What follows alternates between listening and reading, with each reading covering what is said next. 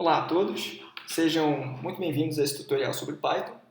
Eu sou Fabrício Moraes, sou professor do Departamento de Ciência da Computação do FMG e criei esse tutorial para apresentar essa linguagem para vocês que é tão importante nos dias de hoje.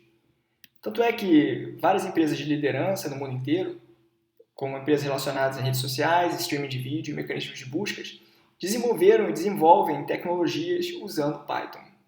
Eles também usam essa linguagem para fazer coisas relacionadas à ciência de dados. Mas por que será que Python é tão usado para a ciência de dados? Bom, tem três razões muito simples. Python é uma linguagem facílima de se aprender, ela é muito flexível e possui diversas bibliotecas que são bastante poderosas, incluindo NumPy e Pandas.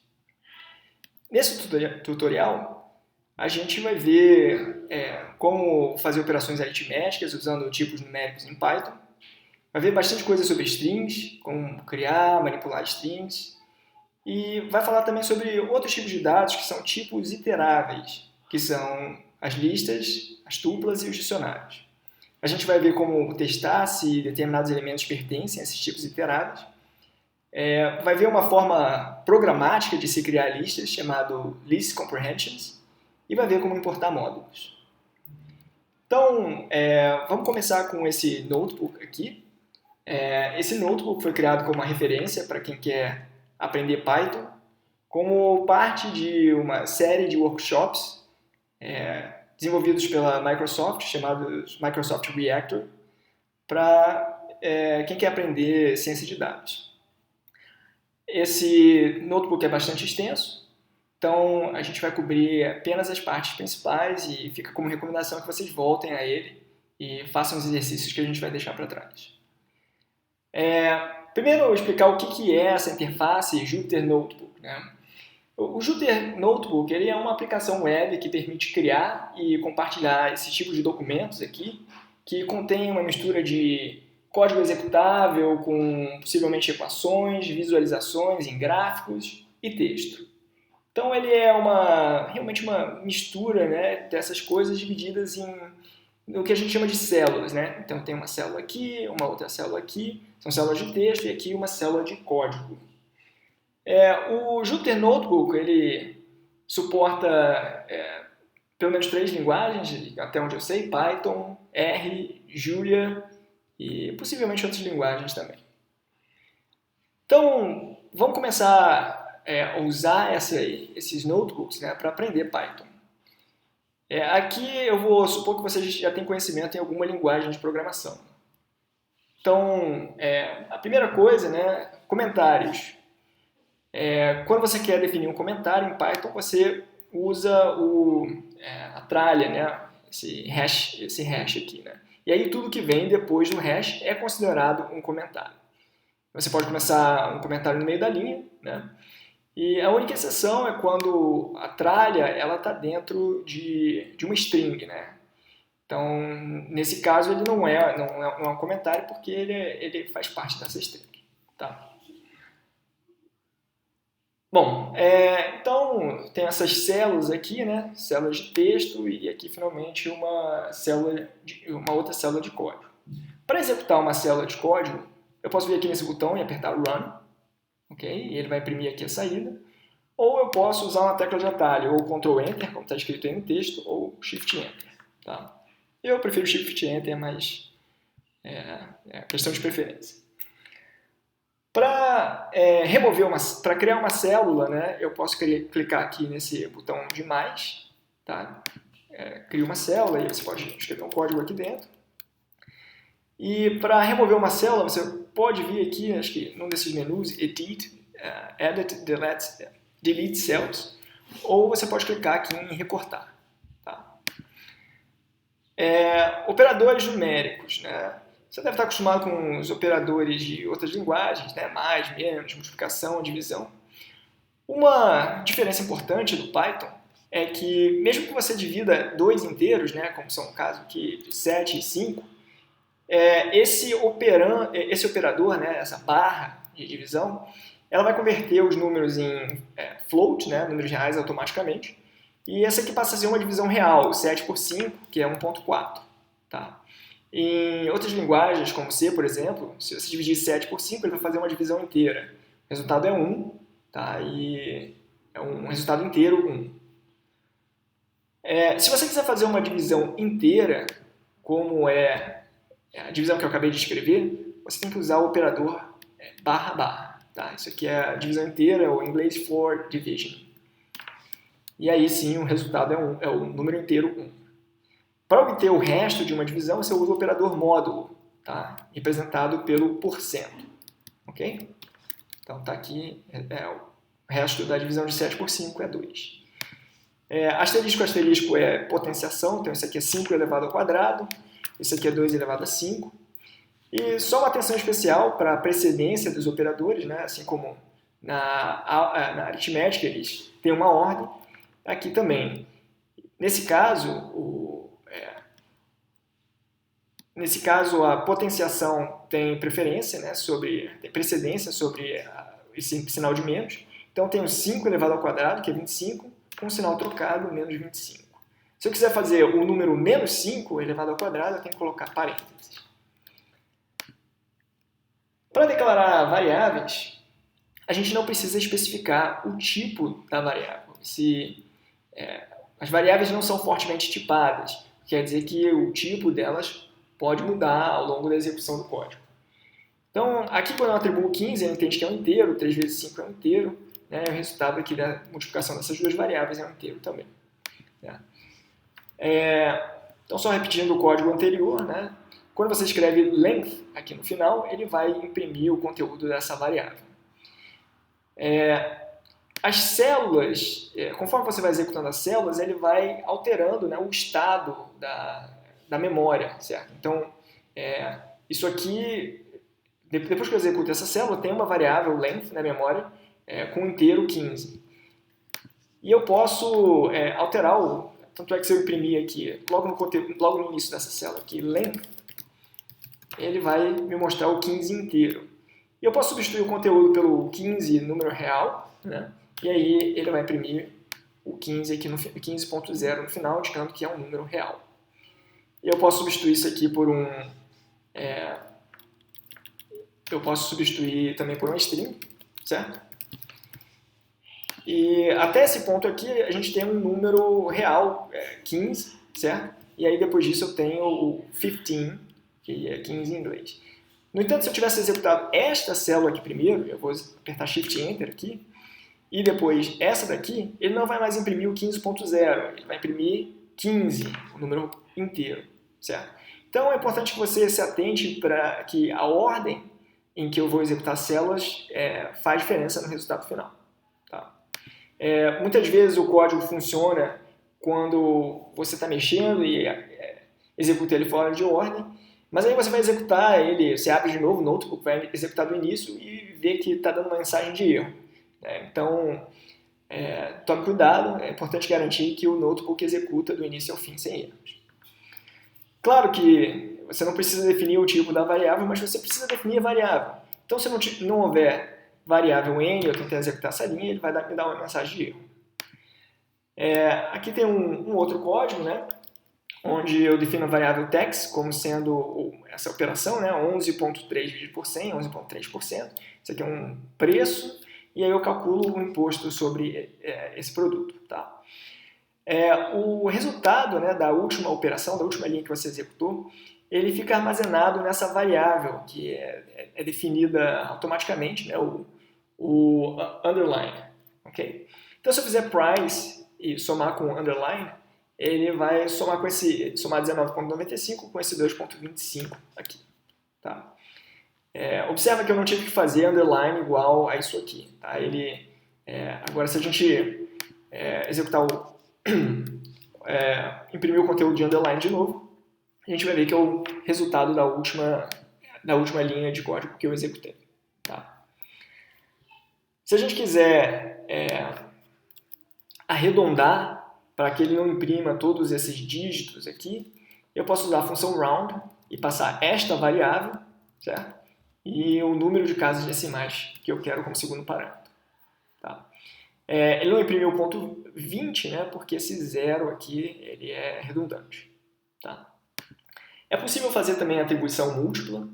Então, quando eu executo essa linha, eu salvo 3.2 em A, 1 em B e 6 em C. E é possível atribuir, é possível fazer o que a gente chama de Augment Variable Assignment, né? Que é aquela ideia de usar mais igual a 1 para atribuir a x o valor de x mais 1. Tá? Então, essa linha aqui é exatamente igual à linha de cima. Okay? Bom, vamos ver como é que a gente faz para escrever expressões booleanas, que são fundamentais quando você quer criar condições no seu código. Então, são sinais, aqui a gente vai usar os operadores tradicionais, né? Menor, maior, menor igual, maior igual, para comparar, né? 2 e 5, por exemplo, 2 menor do que 5, true, certo?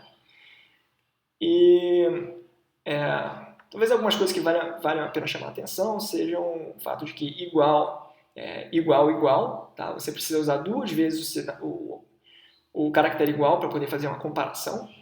E diferente, exclamação igual, que não é a mesma coisa que em outras linguagens, como o MATLAB, por exemplo, onde diferente é til igual. Bom, uma outra coisa legal que a gente consegue fazer com Python é essa comparação múltipla. Né? Então, quando você coloca isso aqui, ele vai me retornar true se A for menor do que B e B for menor do que C simultaneamente. Tá? Uma outra maneira de... não sei se eu diria que isso aqui é comparar dados, né? Mas, bom, de uma certa forma eu estou comparando e retornando menor. Então, eu passo aqui vários parâmetros, né? Vários argumentos como parâmetro, 3, 2.4 e 5, e essa função built-in min me retorna o mínimo entre eles. E o máximo é o análogo. Além disso, a gente pode usar AND e OR para poder criar expressões booleanas mais complicadas.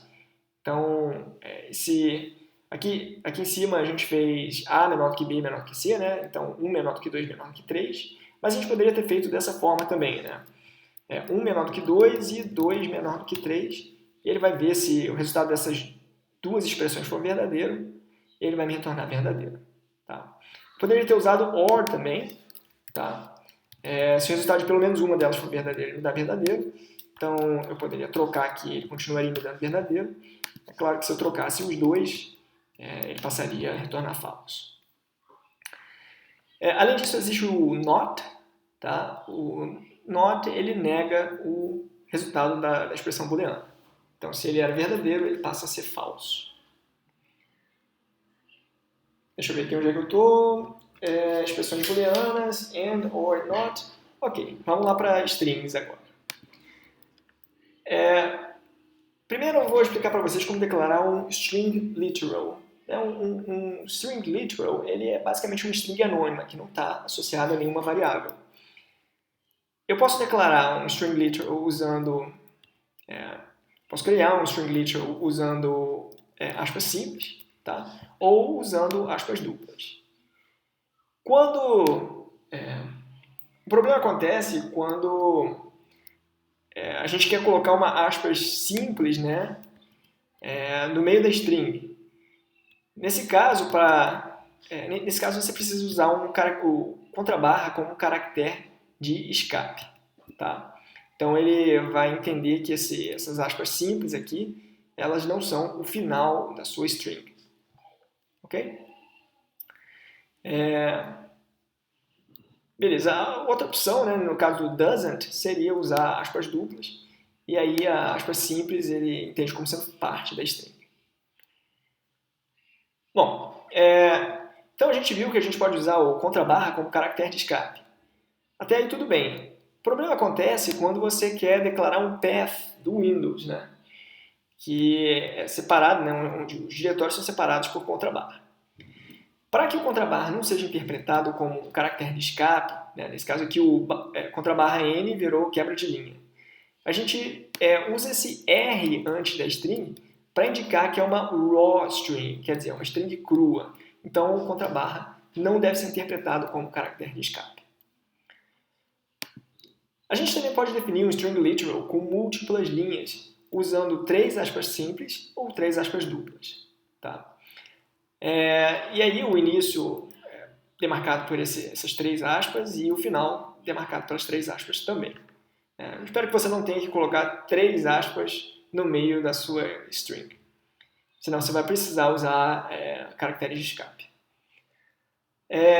Observe que Python não define comentários de múltiplas linhas. Então é muito comum ver esse tipo de string literal, que não tem nenhum efeito sobre o código, sendo usado como comentário para gerar a documentação de uma função ou de um módulo. Uma coisa curiosa é que o Python define uma aritmética de string literals, né? Então eu posso fazer aqui, na verdade é aritmética de strings de maneira geral. Eu posso fazer aqui 3 vezes esse string literal, então ele vai repetir, né? 1, e o somar, quer dizer, concatenar com i1. Tá? E aí a gente tem esse resultado aqui. Bom, vamos ver como é que a gente faz para concatenar strings. Tá?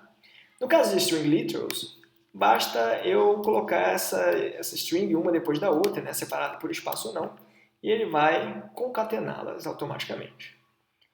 No entanto, se você quiser concatenar uma variável string como essa aqui, né, prefix, com outra variável, ou mesmo com um string literal, você não pode simplesmente colocar uma do lado da outra. Tá? Você precisa do operador mais para concatenar essas strings. Tá? Concatenar string com uma outra coisa. Vamos ver agora como é que a gente faz para indexar strings. Okay?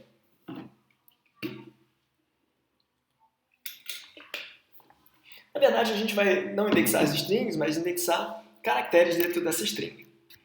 Então, aqui eu tenho uma variável do tipo string, né? Essa word, que tem o valor Python, tem 6 letras.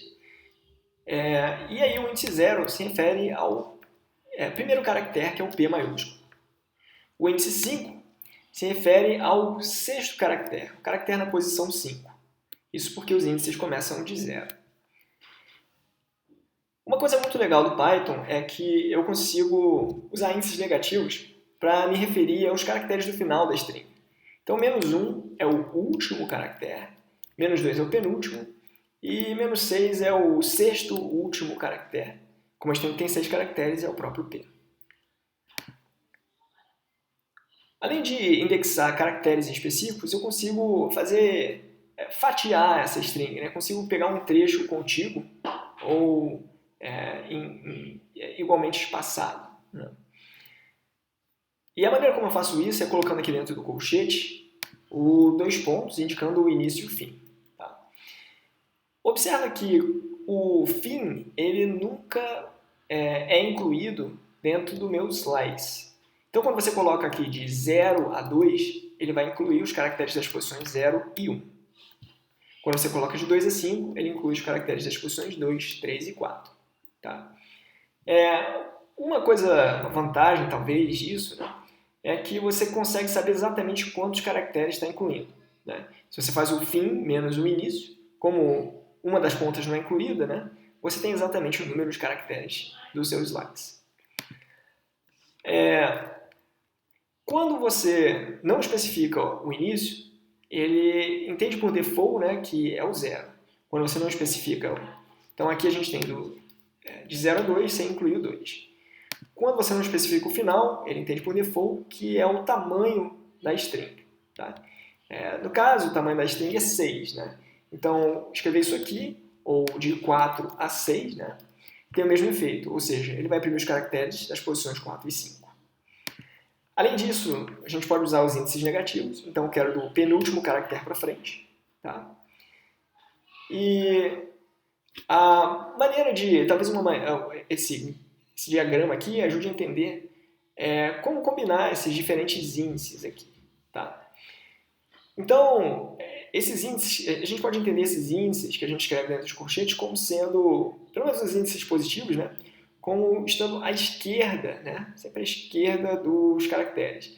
Então, o 0, né? A gente tem o 0 aqui logo no início, e aí o 1 entre o P e o Y, e assim por diante até o 6. Tá? Quando a gente pega um slice de 2 a 4, por exemplo, né? O que a gente tem é justamente esse pedacinho aqui, tá? Ou seja, são as letras T e H. Quando a gente faz de 0 a 6, a gente tem isso aqui tudo, tá? E assim por diante. Já os caracteres, os índices negativos, né? Eles estão da direita para a esquerda, mas sem incluir a última posição, né? Então, quando eu coloco do -1 para frente, ele pega o N. Quando eu coloco entre o -3 e o -1, ele vai pegar o H e o O. No nosso exemplo aqui, o Word tem 6 caracteres. Se você tentar indexar a posição 42, ele vai gerar uma mensagem de erro. Mas uma coisa curiosa é que o slicing, né, de um valor de um índice que é grande demais para ser contido na string, não gera uma mensagem de erro. Tá? Isso aqui é útil em algumas situações. Por exemplo, esse aqui, né, onde imagine que os primeiros 41 caracteres da palavra sejam só algum tipo de cabeçalho, algum tipo de lixo. Talvez não da palavra, mas de um documento. Né? Então, eu conseguiria pegar aquilo que vem do caractere da posição 42 em diante, fazendo isso aqui, e caso o documento esteja vazio, ele também vai me retornar uma string vazia. Tá? Eu consigo usar índices e slices para... eu não consigo usar índices ou slices para alterar o conteúdo de uma string, porque strings são consideradas imutáveis. Okay? Então, se eu tentar fazer isso, ele diz que eu não consigo atribuir, né, alguma coisa a um objeto de tipo str. Tá? Não consigo atribuir um item a ele. Isso aqui também vai produzir uma mensagem de erro, né? Mas eu consigo somar, concatenar strings, um string literal com um slice, fazendo isso aqui, por exemplo, ou um slice com um string literal, ou isso aqui não vai funcionar, né? Porque aqui eu tenho um slice com string literal. Para somar esses dois, para concatenar esses dois, eu teria que usar o operando mais. Uma função muito útil é a função len. Len vem de length, né, comprimento, e ele retorna, quando você passa uma string, né, como parâmetro, ele retorna o comprimento da string, ou seja, o número de caracteres. Se você tivesse um /n aqui, né, ele iria incluir o /n na contagem. Essa função len, ela pode ser aplicada a outros tipos de objetos, né, em particular tipos iteráveis, que a gente vai ver mais adiante. Uma coisa também que é muito útil é saber como converter, né, um inteiro para uma string, ou um número real para uma string. E você pode fazer isso usando o str, né, o construtor do str. Okay? Bom, agora a gente já viu os tipos numéricos, né, inteiro, float e as strings. Agora, vamos ver como combinar esses tipos, né, em espécie de vetores, né, listas, que são conhecidos também como tipos iteráveis. Existem 3 tipos iteráveis principais: listas, tuplas e dicionários. Vamos começar aqui falando sobre as listas. As listas são como se fossem tipos compostos, né, e são bastante versáteis.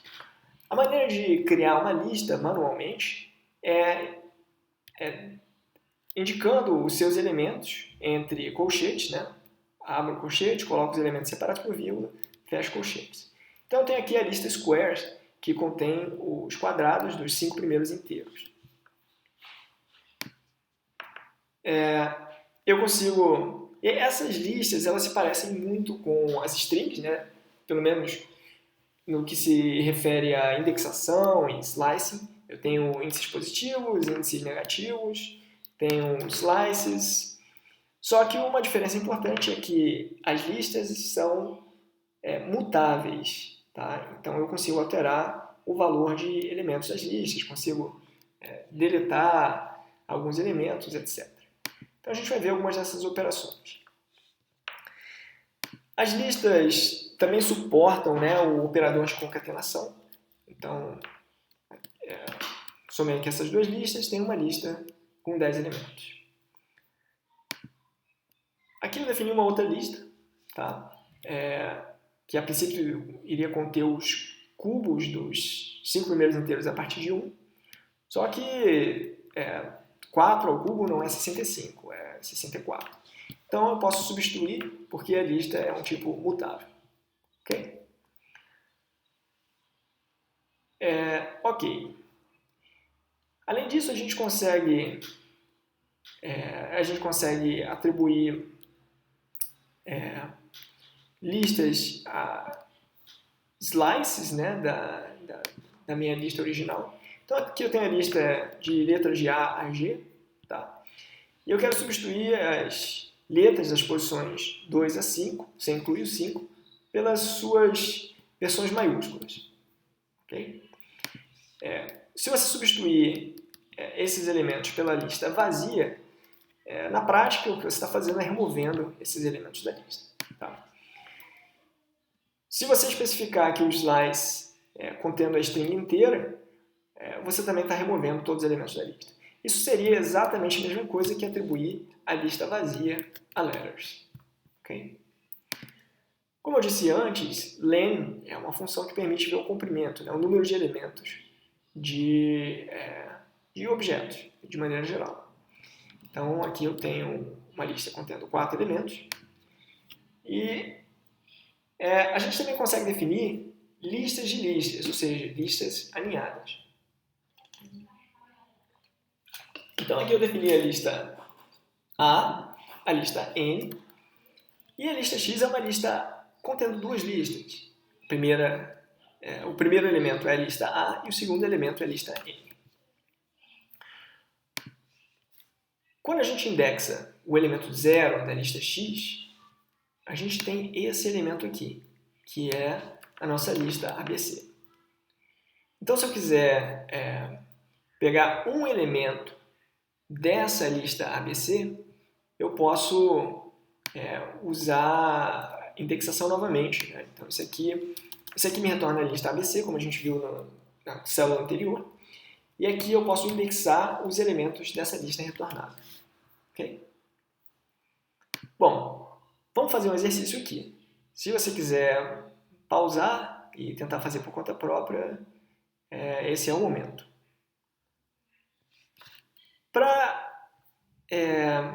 Como é que a gente faria para retornar o índice C? Desculpa, o índice não, mas o elemento C dessa lista. Observa que C está na minha primeira lista, né, na lista de índice 0. E ele é o elemento da posição 2 dessa lista.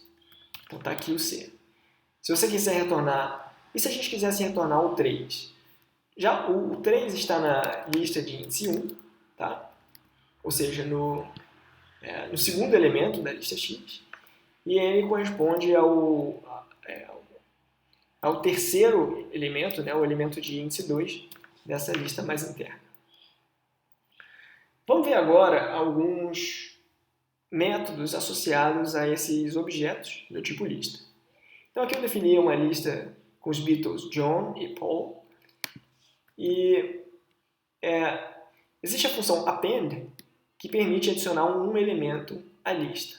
Okay? Então, adiciono o elemento George à lista Beatles. E se a gente quisesse adicionar mais de um Beatle à minha lista? Então, eu vou criar uma cópia aqui dessa lista Beatles, tá? Que eu vou chamar de Beatles 2. E digamos que a gente tente passar aqui Stuart e Pete com o parâmetro do append. Ele não vai deixar. Ele disse que o append só permite um argumento.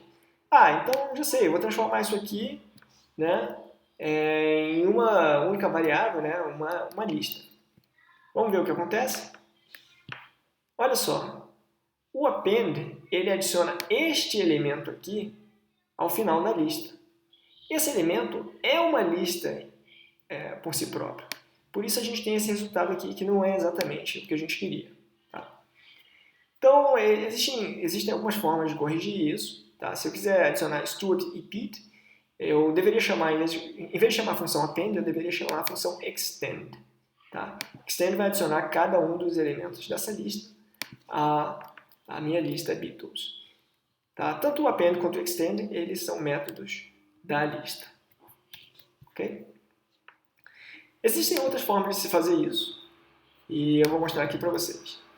Usando essa primeira célula aqui. Tá? A gente poderia concatenar essas duas listas, como a gente viu antes. Tá? Concatenar a lista John, Paul e George. Vou mandar imprimir aqui. Preciso escrever print, porque ele só coloca na saída a última célula, a última linha da célula que ele vai executar. Portanto, se eu não colocasse print, ele não imprimiria nada. Então, eu poderia colocar aqui, vou copiar, Stuart e Pete. Certo? Isso aqui também teria o efeito desejado. Outras funções do objeto lista são index. Como é de se imaginar, ele retorna o índice em que se encontra esse elemento. Tá? Vamos ver o que acontece se o elemento não existe. Ele me retorna uma mensagem de erro. Tá? Às vezes não é isso que você quer, às vezes você não quer tratar isso aqui como um erro, né? Você quer simplesmente ver se George existe ou não na lista. Tá? Deixa eu ver aqui, talvez tenha como colocar um argumento padrão, tá? Mas ele... Deixa eu ver aqui. Eu estou usando a ajuda built-in, apertando a tecla Shift Tab para ver a descrição da função. Tá? Mas index aparentemente não tem uma maneira de dizer simplesmente não existe. Tá? Ele diz isso, gera uma mensagem de erro.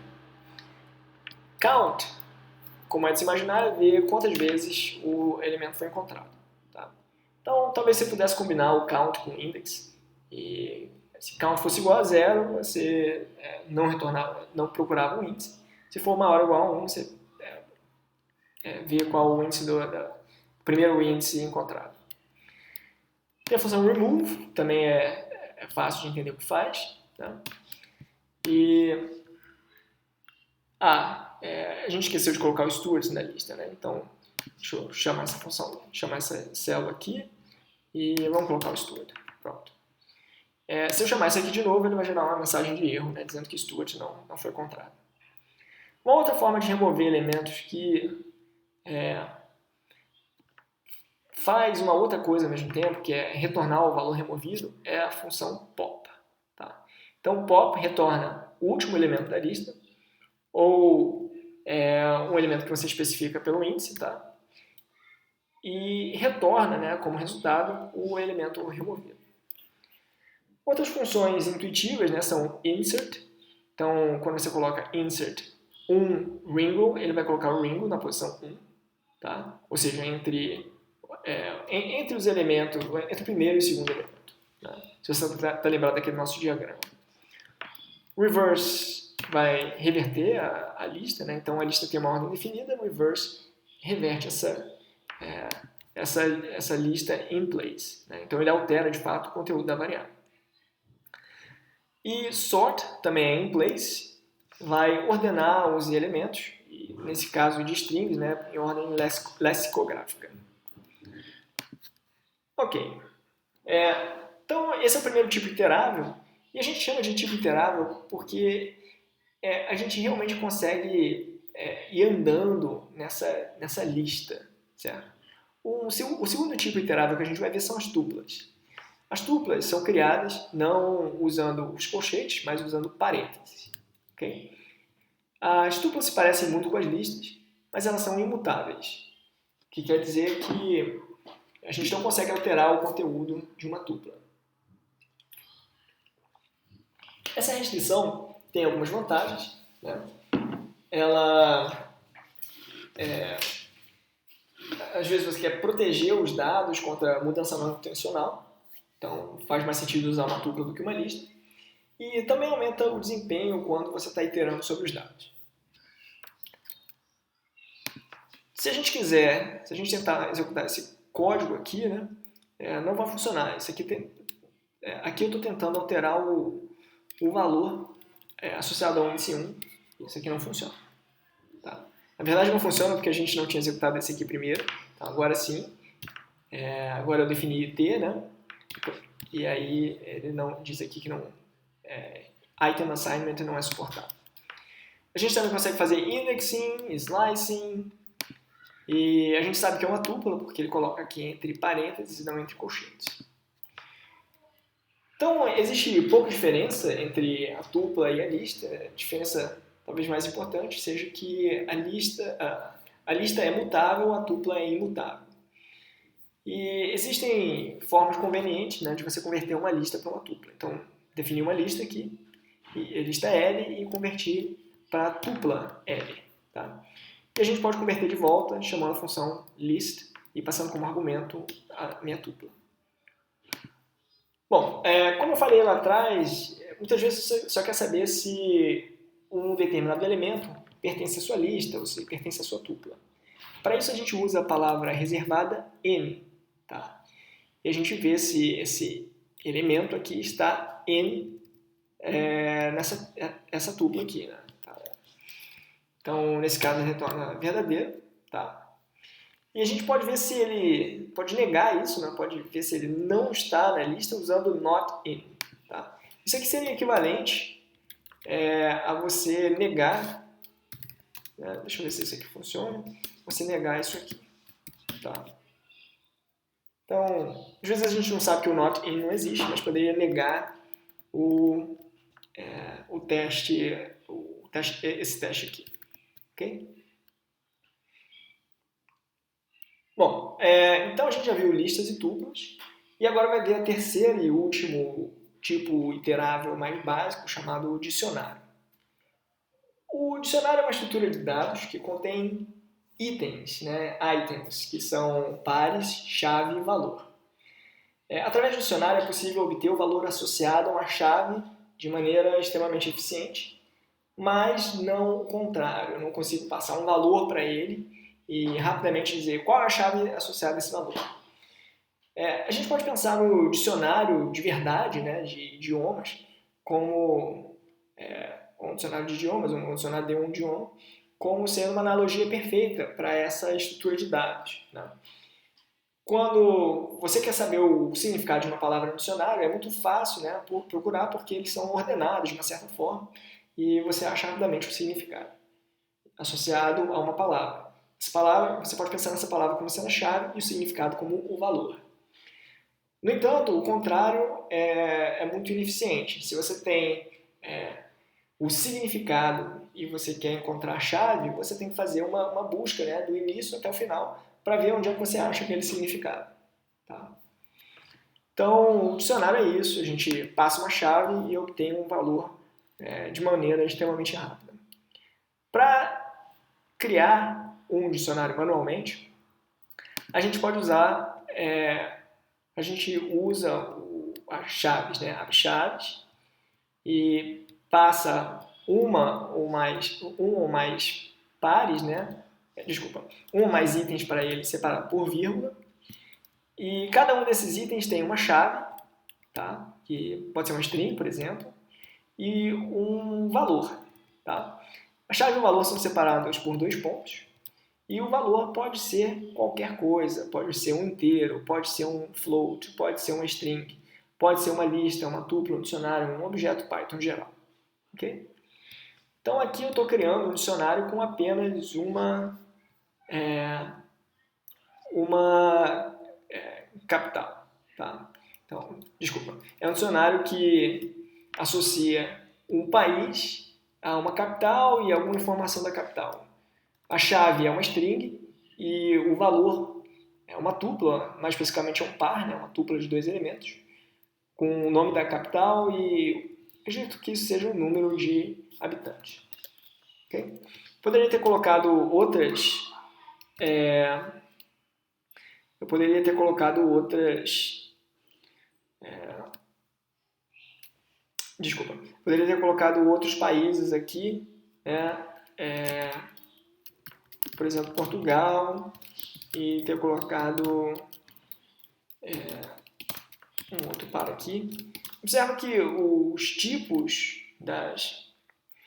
os tipos dos valores não precisam ser exatamente iguais. Tá? Então, Suponha que eu não soubesse a população de Lisboa, e colocasse simplesmente string Lisboa. Tá? Isso também funciona. Eu consigo adicionar novos itens ao meu dicionário dessa forma. Okay? Simplesmente passando aqui uma chave nova, chave que ainda não existe, e o conteúdo dessa chave. Eu consigo recuperar o valor passando a chave entre colchetes. Tá? Eu consigo substituir o valor associado a uma chave, dessa forma aqui. E o len, a função len aplicada sobre o dicionário vai me retornar o número de itens. Pop item, ele remove uma chave aleatória do dicionário, porque o dicionário não tem uma ordem bem definida. Tá? Eu não consigo ver muita utilidade para essa função aqui não.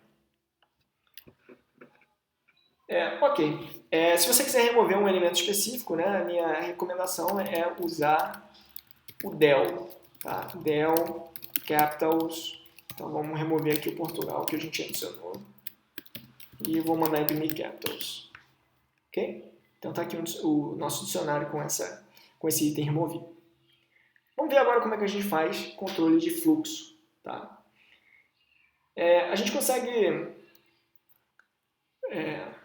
Para a gente usar um if, né, um condicional, você tem que se atentar que o if termina com 2 pontos, né, a linha do if termina com 2 pontos. A gente vai usar aqueles operadores de comparação. Tá? Então aqui eu tenho y igual a 6. Se y módulo 2, né, se o resto da divisão de y por 2 for 0, eu vou imprimir even, que quer dizer que é um número par.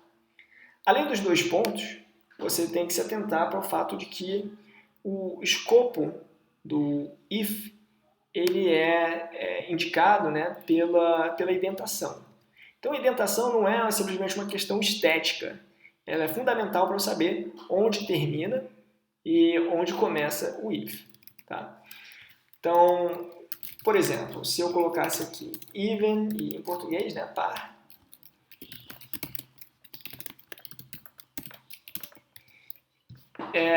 a string par, ela só vai ser impressa quando y módulo 2 for igual a 0. No entanto, a string terminei, ela sempre vai ser impressa. Tá? Se a gente executar essa célula, a gente tem even, par, terminei, mas se eu colocar y igual a 5, ele vai entender que even e par não devem ser executados, porque eles estão dentro do escopo do if, mas ele vai imprimir terminei de qualquer forma. O else é muito parecido com o if, tá? E observa aqui que a indentação dele fica alinhado com o if. Então, se y módulo 2 for igual a 0, ele imprime even, que quer dizer par. Caso contrário, ele imprime ímpar. Imagina agora que, caso o número seja ímpar, eu quero diferenciar, quero fazer uma coisa diferente se o número for igual a 1, ou simplesmente imprimir ímpar se ele não for igual a 1. Tá? Nesse caso, eu quero criar uma nova condição aqui dentro desse else. Uma forma de fazer isso seria a seguinte, né? Eu coloco aqui, observa a indentação, se y igual a 1, então eu vou imprimir aqui 1. Caso contrário, eu imprimo odd. Ok? Uma outra forma de fazer isso seria combinando esse else e esse if, usando a palavra reservada elif, tá? Uma combinação de else e if. Nesse caso, o else ele só vai ser executado se esse if aqui não for executado. Tá? Ou seja, esse código aqui faz exatamente a mesma coisa que o código anterior. Tá? O resultado foi diferente porque aqui eu tinha 7 e aqui eu tenho y igual a 1. Vamos ver agora como criar laços. Laços do tipo for e laços do tipo while. Para criar laços, a gente vai fazer muito uso de tipos iteráveis, como a lista, por exemplo. Então aqui eu defini a lista colors, que contém 3 cores, red, yellow e blue. E eu faço, para iterar dentro dessa lista, eu uso uma variável, né? Poderia ser x, mas color é um pouco mais legível, né? Então para cada cor in colors, nessa lista aqui, ele vai fazer o que estiver dentro desse bloco de código aqui. Novamente identificado, né, cujo escopo é identificado pela indentação. Esse color, deixa eu ver aqui o que eu quero falar. Tá. Esse in aqui não deve ser confundido com um teste de membership, testar se um elemento pode ser encontrado dentro de uma lista, né? Esse in, que fica na linha do for, ele serve para dizer onde é que a gente vai iterar essa variável. Por isso que lista, né, tupla e dicionário são tipos iteráveis. Bom, antes de a gente executar essa linha aqui, tá, eu vou passar primeiro com vocês por essa célula aqui. Aqui eu tenho uma variável j, também que eu defini aqui dentro desse for. Tá? E esse j, ele vai variar aqui no resultado dessa função, range 5. Range, ele, quando recebe um único parâmetro, ele entende que esse aqui é o inteiro onde eu vou parar. Então ele vai criar uma lista, né, que varia de 0 a 5 sem incluir os 5. Ou seja, são os elementos é uma lista contendo 0, 1, 2, 3 e 4. Para ser mais preciso, isso aqui não é uma lista, é um gerador, mas você pode pensar nele como sendo uma lista. Se você especificar 2 números, então vamos ver o que acontece quando a gente roda isso aqui. Imprimiu aqui de 0 a 4, e ele adiciona um /n automaticamente ao final, a não ser que você coloque um outro separador, passando esse parâmetro opcional aqui. Tá? Se você especificar 2 valores, por exemplo, 3 e 5, vou colocar aqui 3 e 10. Ele entende o 3 como sendo o valor inicial e o 10 como sendo o valor final. Lembrando que ele nunca imprime o valor final.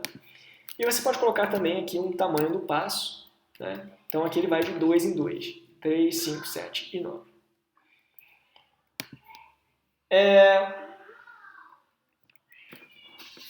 Ok, deixa eu ver aqui. Sim, agora a gente pode voltar para o anterior. Né?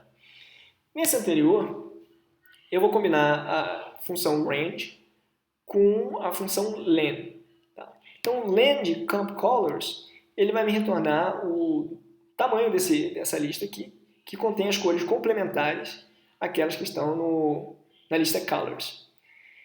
Então, len de camp_colors é 3.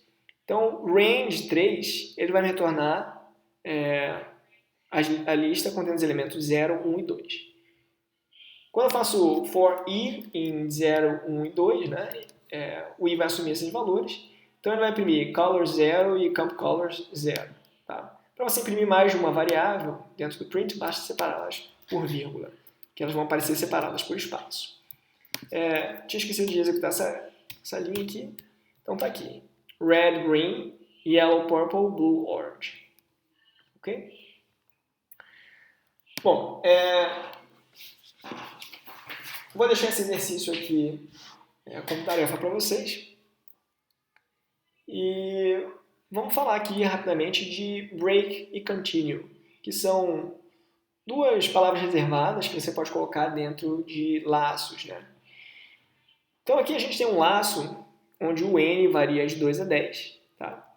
A gente tem um x que varia de 2 a n, é um laço alinhado.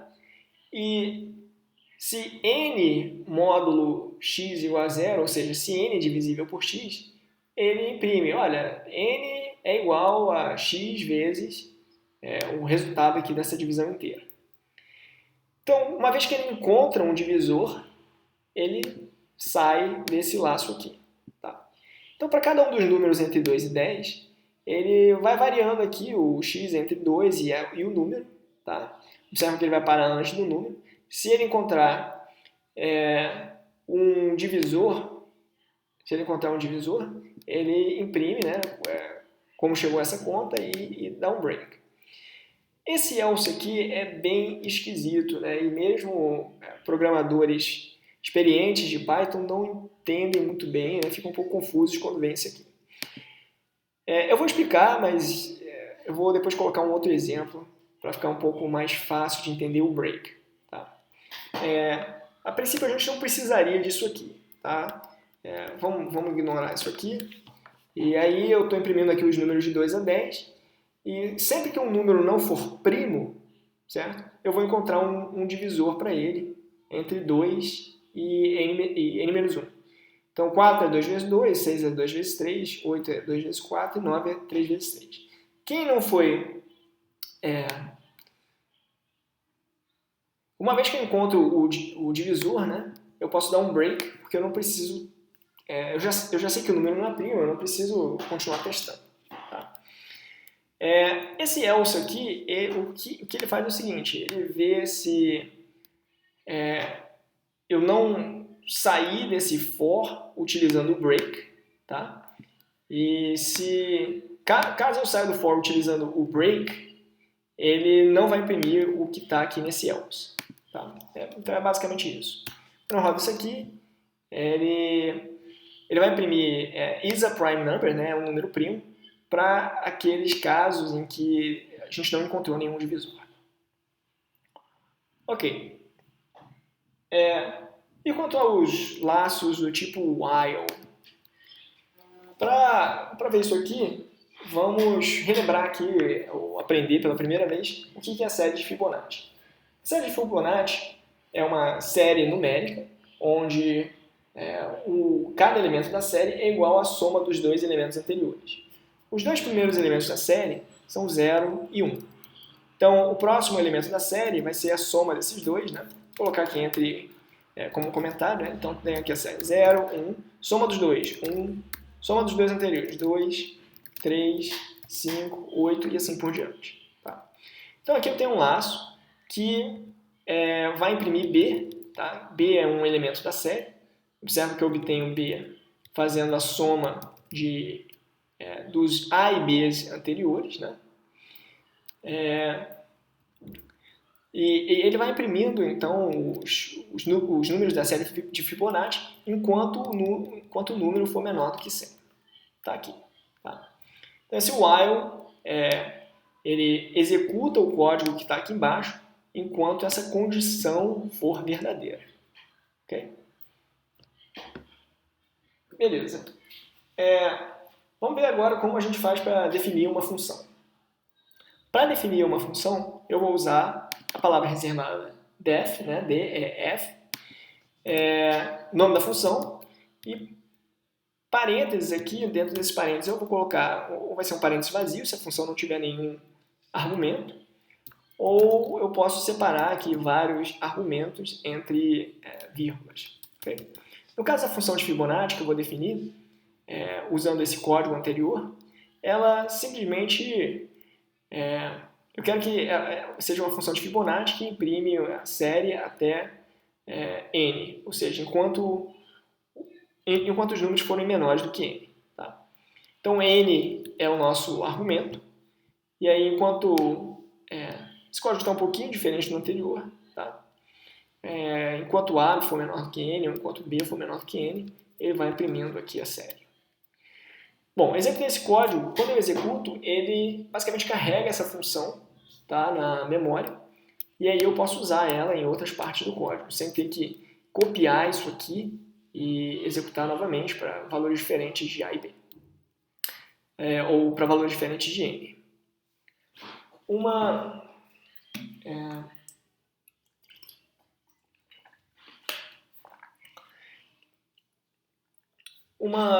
outro tipo de função, então esse aqui é um tipo de uma função que recebe um nome, recebeu o nome fib e que a gente pode usar em qualquer lugar do código.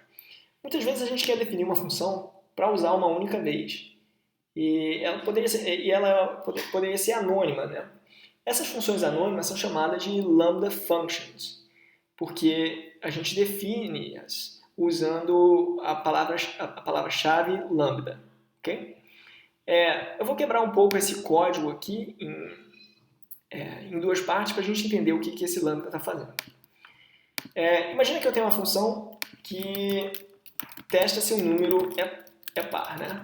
Então, is even, e aí ele recebe aqui um número, e aí ele retorna x módulo 2, na verdade ele retorna se for ímpar. Okay? Então, se x módulo 2 for diferente de zero, ele retorna true. Eu poderia filtrar os números ímpares dessa lista aqui, né? Na verdade, extrair os números ímpares, usando a função filter. E a função filter recebe como parâmetro dois argumentos.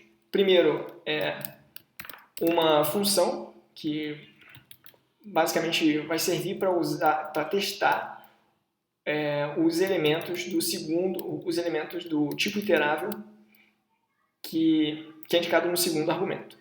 Tá? Então, quando eu faço isso aqui, ele vai pegar cada elemento de nums, vai chamar essa função. Se for true, ele mantém. Se for false, ele exclui. Então tá aqui. Na verdade, esqueci de executar de novo essa célula. Tá? Então tá aqui. Ou pelo menos deveria estar. Sim. O erro aqui tem um erro aqui no código anterior. Né? N. E aqui tem que ser N também. Ok. Então tá aqui os números ímpares. E observa que se eu nunca mais for usar essa função, eu gastei aqui 2 linhas à toa praticamente para definir essa função. Eu poderia ter definido uma lambda function, começando com o termo lambda.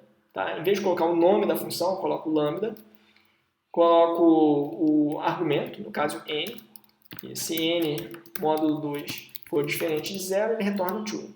Isso aqui tem exatamente o mesmo efeito que a função anterior. Tá? Existe também a ideia de list comprehensions, que é uma forma programática de se criar listas, né? Então, uma maneira mais automática. E ela usa um for dentro dos colchetes. Tá? Observa que se a gente fosse definir os números de 1 a 11, sem incluir o 11, tá? A gente faria isso aqui. Só que a gente vai usar um list comprehension para obter essa mesma lista. E para isso eu vou usar um for, tá? E o for tem que ter ele basicamente uma variável iterando, né, dentro de um tipo iterável. E aqui eu tenho um range de 1 a 11. E para cada valor assumido aqui por esse x, eu quero usar x e colocar dentro dessa lista. Essencialmente isso que eu quero dizer aqui. Se eu não quisesse usar x, quisesse usar x vezes 2, eu poderia ter feito isso. Certo? Então está aqui a minha lista.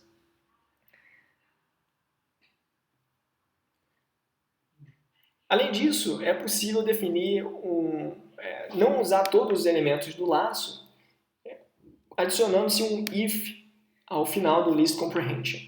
Okay? Como é que a gente faz isso? Está aqui no exemplo. Imagina que eu queira colocar os quadrados dos números ímpares entre 1 e 11, sem incluir 11. Então eu estou fazendo o x variar aqui, e eu só quero fazer alguma coisa de fato se x módulo 2 for diferente de zero, ou seja, se x for ímpar. Se x for ímpar, então sim eu coloco x vezes x aqui dentro desse list comprehension. Eu poderia ter feito isso aqui também com uma tupla ou com um dicionário. Tá? Então seria um tuple comprehension ou dict comprehension. Vou deixar aqui como exercício criar a lista dos cubos dos números ímpares de 1 a 2197. Na verdade, se você quiser pausar o vídeo, esse é o momento ideal. Bom, vamos para a solução aqui dessa questão, desse exercício. Quero criar essa lista de odd cubes, tá? Usando um list comprehension. Então eu quero fazer x vezes x vezes x, onde o x está variando aqui nesse range. E aí aqui tem um problema, né? Eu não sei exatamente onde eu devo parar. né? Se eu colocar aqui 10, 10 ao cubo é 1.000, provavelmente, certamente é pouco, certo? Se eu colocar 20, ele vai até 4.000, que vai ser demais, né? Então, mas eu só quero que isso aqui seja feito se x vezes x for menor ou igual a 2.197. Ok? Vamos imprimir aqui o resultado. Está aí a nossa lista de cubos de inteiros. Finalmente, vamos ver aqui como importar os módulos, já tem 1 hora de vídeo. Os módulos são scripts Python, né, que contêm variáveis e funções pré-definidas. Tá? Para exemplificar a importação, vamos usar aqui a função factorial, né, que calcula o fatorial de um número. Essa função costumava ser... Essa função ela não é built-in do Python, tá? Mas ela pode ser encontrada no módulo math, que contém várias funções relacionadas a operações matemáticas. Para usar essa função, eu tenho que importar, né, seria o equivalente ao include do C, tenho que importar o math, e aí eu posso chamar as funções do math usando math.nome da função. Tá? E aí aqui eu tenho o factorial e passo 5 como parâmetro, então me dá 5 fatorial. Quando eu importo o math, eu importo não só o factorial, mas diversas outras funções. Caso eu queira usar apenas uma função específica, eu posso dizer que eu quero importar só o factorial do módulo math. Tá? Nesse caso, eu não preciso escrever math.factorial para dizer onde o factorial pode ser encontrado. Ele vai importar esse factorial aqui direto no meu ambiente e aí eu consigo chamar ele diretamente. Tá? Para terminar, vou fazer uma revisão aqui do conteúdo.